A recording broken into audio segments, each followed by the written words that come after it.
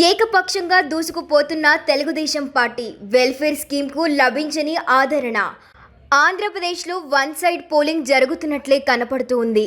ఎక్కడా వైసీపీకి అవకాశం కనిపించడం లేదు.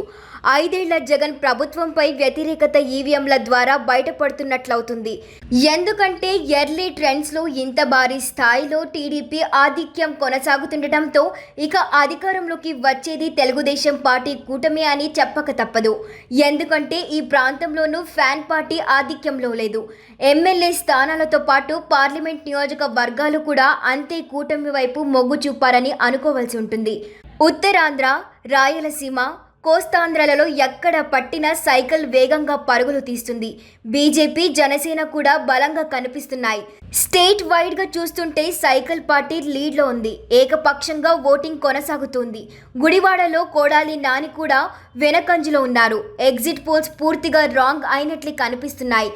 ప్రజల గంపగుత్తగా ప్రజలు కూటమి వైపునకు మొగ్గు చూపుతున్నారు. ఎక్కడ జగన్ పార్టీకి అవకాశం కనిపించడం లేదు. ఇలా ఎర్లీ ట్రెండ్స్ అనుకోవడానికి లేదు. జనం మూడ్ అనేది అర్థమవుతుంది. జనం కసితో జగన్కు వ్యతిరేకంగా ఓట్లు వేశారని ఖచ్చితంగా చెప్పాలి. అన్ని జిల్లాల్లోనూ ఎక్కడ వైసీపీకి అనుకూలంగా ఓటు పడలేదు. అంటే మహిళలు అత్యధికంగా టీడీపీ వైపు మొగ్గు చూపారని అనుకోవాలి. ఉద్యోగులు, మహిళలు, పురుషులు ఇలా అన్ని వర్గాల వారు ఏకపక్షంగా వైసీపీకి వ్యతిరేకంగా నిలబడ్డారన్నది చూడాలి. సంక్షేమ పథకాలు ఏమీ పనిచేయలేదని అంచనా వేసుకోవాలి.